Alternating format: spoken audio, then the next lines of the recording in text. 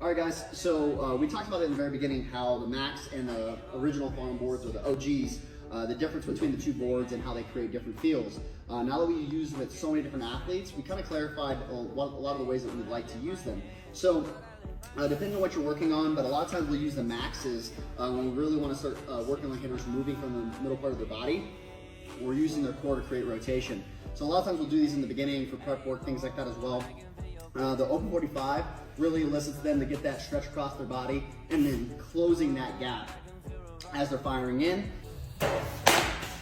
And that's something that we can really utilize, again, if the athlete is really struggling with that. So this one could be really great for a lot of our beginners, but it is harder to move the board. But again, it just depends on what you're trying to work on. So now we use these original FarmBoards. These are really great because of the instability that each one of the boards is going to create. This is going to create some stability on the lower half, which really helps transmit the force that you are creating from your middle actually into the ground. And that's going to be a great thing. Again, we're, younger hitters too are also working on balance. Like, again, are they actually getting the force into the ground? We see that a lot with athletes that like spin on top of the ground and don't actually get the force into the ground.